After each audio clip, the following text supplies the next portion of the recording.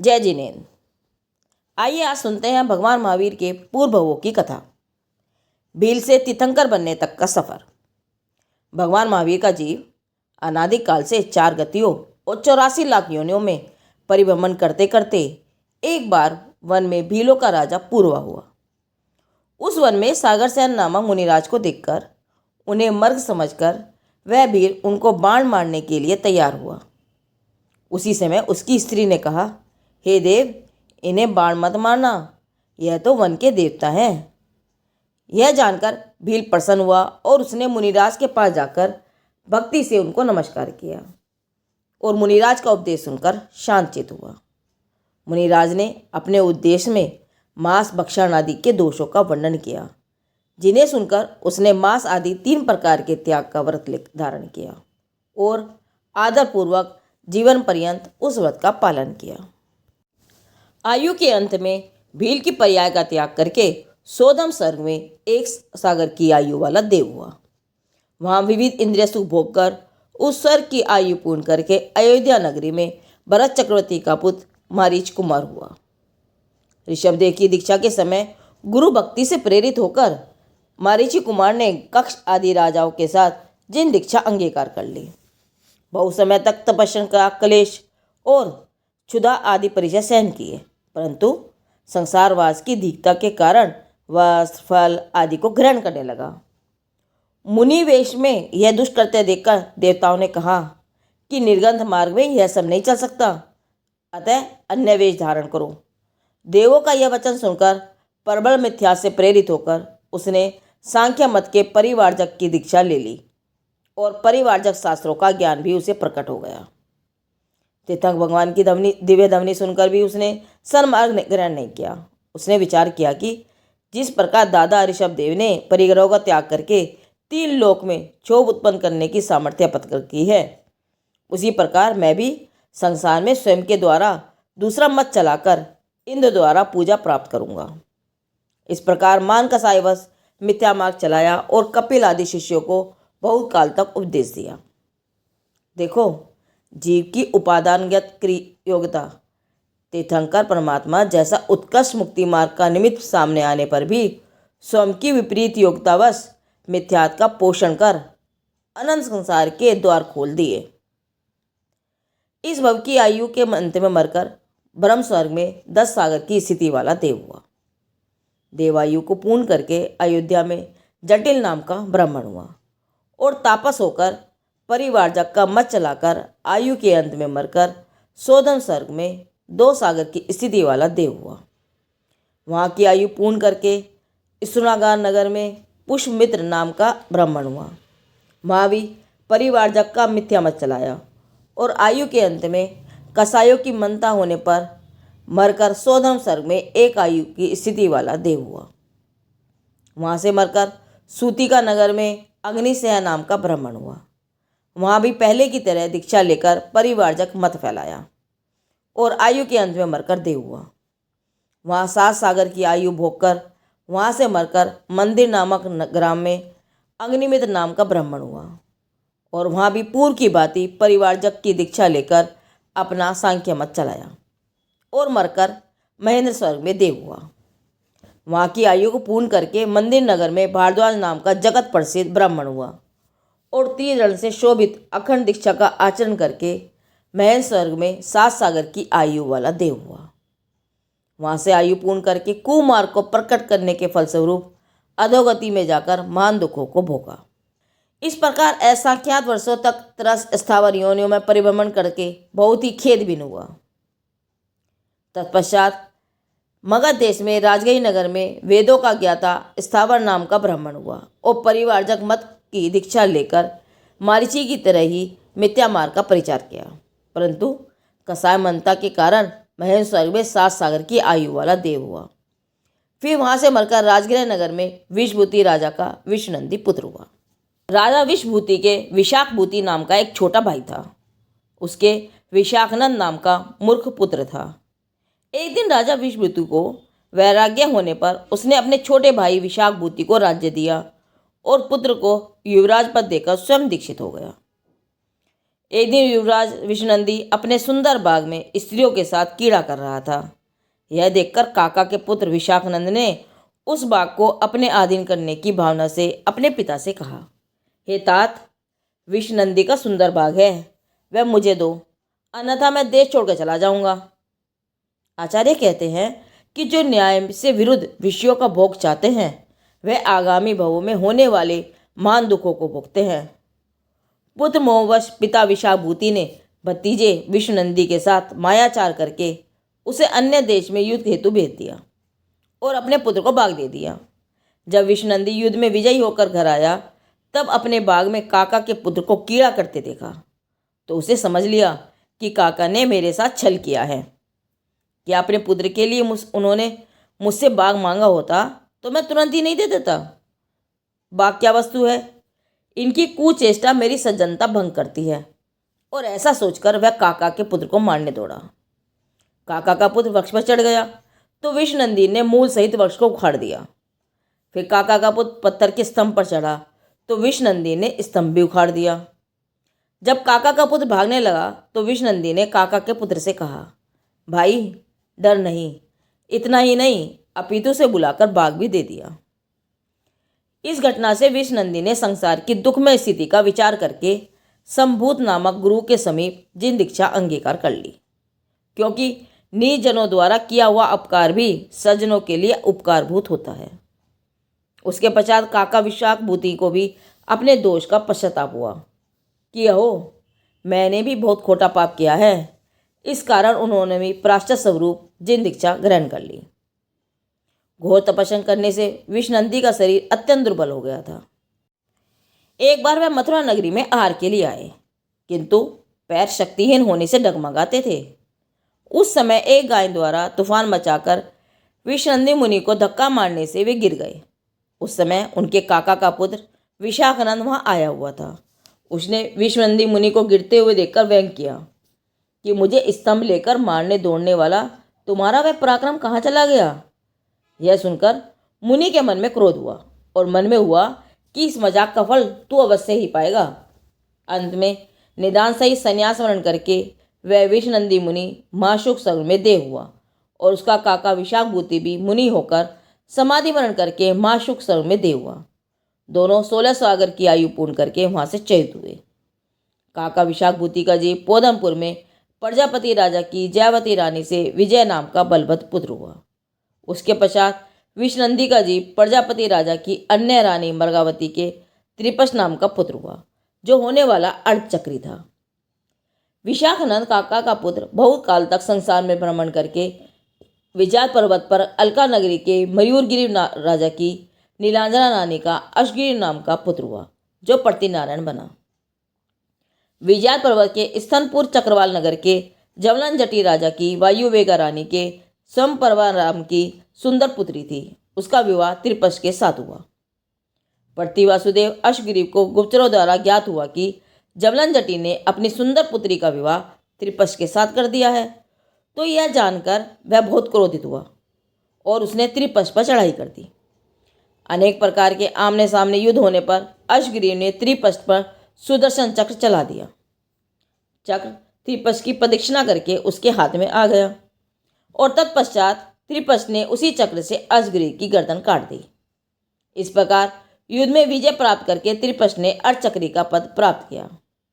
त्रिपश के बड़े भाई विजय बलभद्र और अशग्रीव के पूर्व भव के पिता थे और इस भव में पिता पुत्र का युद्ध हुआ। त्रिपश बहुत काल तक राज्य लक्ष्मी का भोग करके अतृप्ति के कारण मरकर 7वें नरक गया। वहां 33 सागर तक महादुख वेदना भोगकर आयु पूर्ण करके सिंहगिरी पर सिंह हुआ। उस सिंह पर्याय में भी तीर पाव करके रतन प्रभा नरक में 1 सागर की स्थिति के दुख भोगकर आयु पूर्ण करके हिमवत पर्वत के शिखर पर सुशोभित सिंह हुआ। एक बार वह सिंह एक हिरण को पकड़कर खा रहा था। उस समय दयालु अजिज्य नामक चारण रिद्धि मुनि अमित गुण नामक मुनि के साथ आकाश मार्ग से जा रहे थे। उन्हें उस सिंह को देखकर तीर्थंकर के वचनों का स्मरण हो आया। वे दयावश आकाश से उतरकर सिंह के पास आए और शिला पर बैठकर जोर जोर से धर्म के वचन कहने लगे। उन्होंने कहा, हे वनराज, तूने पूर्व में त्रिपश के भव में 5 इंद्रियों के सुंदर विषयों का अनुभव किया है।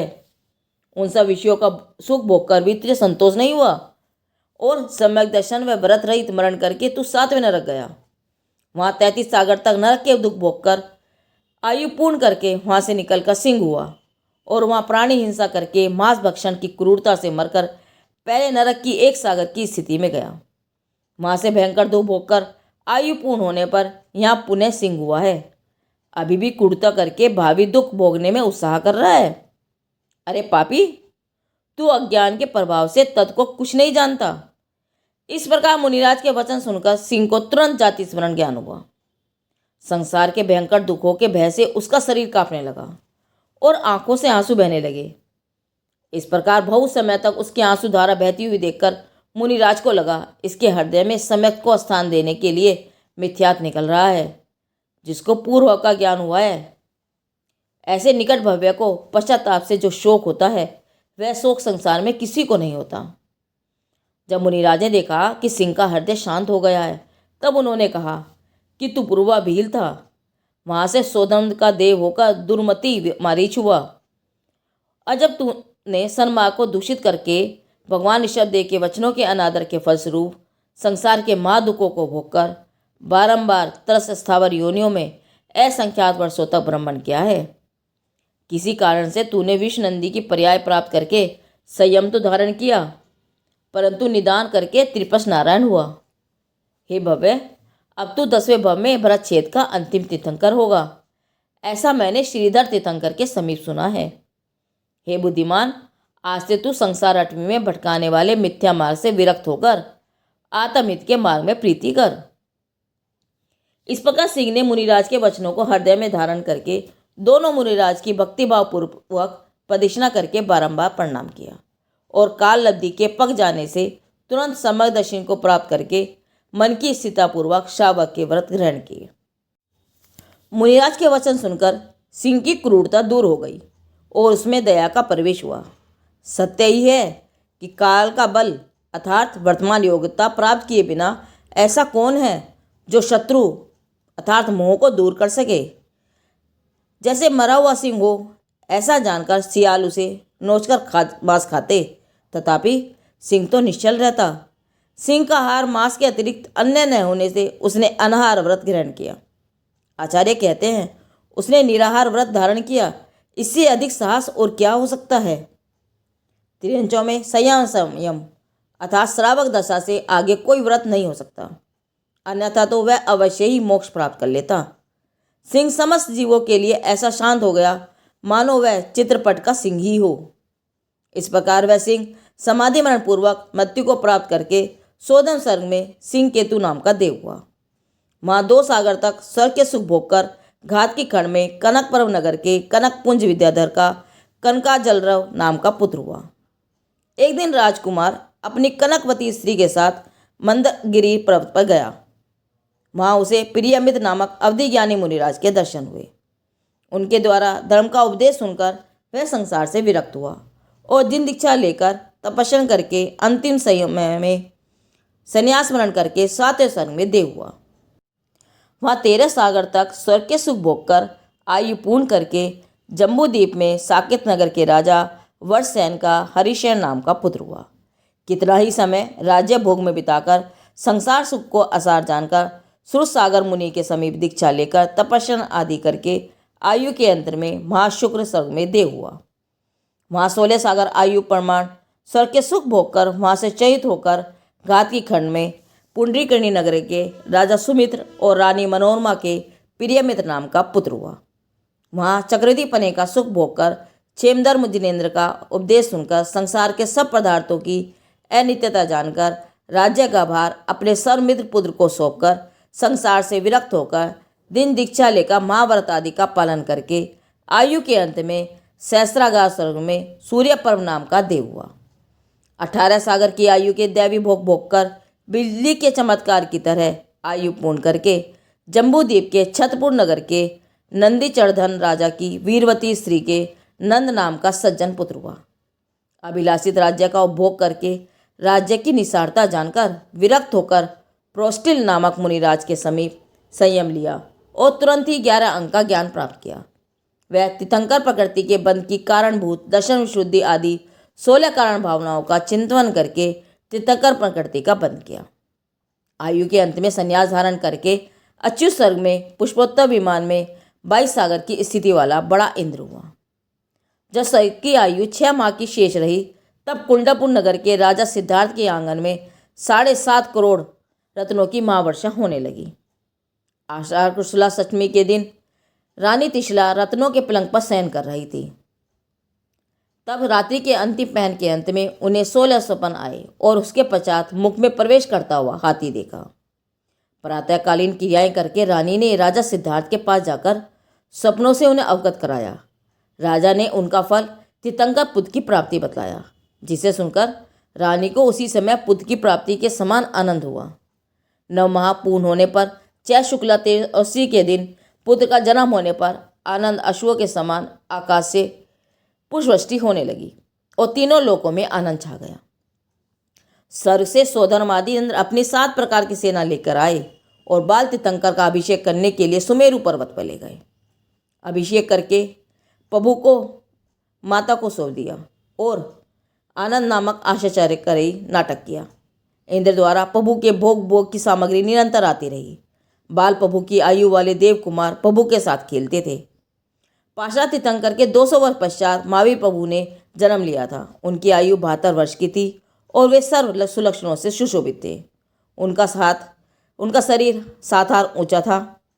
एक बार संजय विजय नामक 2 चारनिधि मुनियों को किसी विषय में संदेह उत्पन्न होने पर महावीर के दर्शन होने मां से उनका संदेह दूर हो गया। इस कारण उन्होंने महावीर का नाम सन्मति रखा।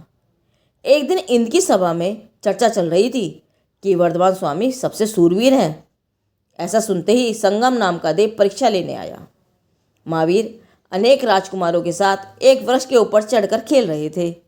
उसी समय संगम देव बड़े सर्प का रूप धारण करके वृक्ष की जड़ से अंत तक लिपट गया। यह देखकर अन्य बालक तो भयभीत होकर वृक्ष से नीचे कूदकर भाग गए। वह सर्प लपलपाती हुई 100 जीवों से महाभयंकर दिखता था। महावीर निर्भय होकर उसके ऊपर कीड़ा करते थे। जैसे बालक माता के पलंग पर कीड़ा करता है, उसी प्रकार। यह देखकर संगमदेव प्रसन्न हुआ और कुमार की स्तुति करके महावीर नाम रखकर अपने स्थान को चला गया। इस प्रकार बाल्यावस्था पार करके प्रभु यौवन अवस्था को प्राप्त हुए। एक दिन महावीर प्रभु को पूर्व भाव का जाति स्मरण ज्ञान प्रकट हुआ और वे संसार से विरक्त हुए। उस समय लोकांतिक देवों ने आकर प्रभु के वैराग्य की अनुमोदना की। सौदम इंद्र आदि देवों ने आकर भक्ति पूजा सहित भगवान का दीक्षा कल्याणक मनाया और वीर प्रभु को पालकी में बैठाकर वन में ले गए। प्रभु ने वस्त्र आभूषण उतारकर केशलोच करके मंगसिर कृष्णादशमी के दिन तेला का नियम लेकर संयम धारण किया। भगवान पांडा के वन से निकले और कुलग्राम की नगरी में कुल नामक राजा ने अत्यंत उल्लास से नवधा भक्ति पूर्वक आहार दान दिया। देवों ने पंचाश्रय प्रकट किए। उसके पश्चात भगवान एकांत स्थान में तप करने लगे। एक बाबा भगवान उज्जैनी के अति मुक्तक नामक शमशान में प्रतिमा योग धारण करके विराजमान थे। उस समय मयोध्या नामक रुद्र ने उनके धैर्य की परीक्षा करने हेतु अति दुष्टा से अनेक प्रकार के अति भयंकर उपसर्ग किए, परंतु वीर प्रभु विचलित नहीं हुए। इससे रुद्र ने अनेक प्रकार की भक्ति की और नृत्य किया और देशभाव छोड़ दिया और भगवान को अतिवीर और महावीर ऐसे 2 नाम दिए। भगवान महावीर 12 वर्ष तक छद्मावस्था में रहे। एक दिन ऋजुकलाप नदी के किनारे मनोहर वन में रतनमयी शिला पर शाल वृक्ष के नीचे बेला का नियम लेकर प्रतिमा योग से विराजमान हुए। वैशाख शुक्ला दशमी को परिणामों की विशुद्धता बढ़ने पर छपक श्रेणी पर आरूढ़ हुए। उस समय शुक्ल ध्यान के बल से 4 घातीय कर्मों का नाश करके केवल ज्ञान से सुशोभित हुए। इंद्रों ने तुरंत ही आकर केवल ज्ञान की पूजा की, ज्ञान कल्याणक मनाया और समोषण की अद्भुत रचना की। जब 66 दिन तक प्रभु की दिव्य धमनी नहीं खिरी तो इंद्र अवधि ज्ञान से जानकर पात्र जीव गौतम ब्राह्मण को भगवान के पास लाया और भगवान का अतिशय देखकर गौतम का अभिमान गल गया। उनको तुरंत ही सम्यक ज्ञान चारित की प्राप्ति हुई। 7 प्रकार की विद्या प्रकट हुई और तत्क्षणी प्रभु की दिव्य धमनी खिलने लगी। गौतम स्वामी ने गंधर्व पर प्राप्त करके द्वाशांग की रचना की और इस प्रकार भगवान महावीर के गौतम स्वामी आदि 11 गंधर्व हुए। भगवान के समोशों में अवधि ज्ञानी, मनप्रिया ज्ञानी, केवल ज्ञानी, विग्रह रिद्धिधारी आदि 14,000 मुनियों की संख्या थी। चंदना आदि 36,000 अर्चकाएँ थीं। 1,00,000 श्रावक और 3,00,000 श्राविकाएँ थीं। असंख्यात देव देवी थे, संख्यात 3 थे। सभी मिलकर भगवान की वाणी सुनते थे। कार्तिक कृष्ण अमावस्या के दिन पावापुरी से प्रभु मोक्ष पधारे। इंद्रों ने आकर निर्वाण कल्याणक बनाया और इसी दिन को हम दीपावली महोत्सव के रूप में मनाते हो। वर्तमान शासन नायक महावीर स्वामी की जय हो, जय हो। यह कथानक बोधि समाधि निदान से लिया गया है। जिनदेव की वाणी आगम वाणी।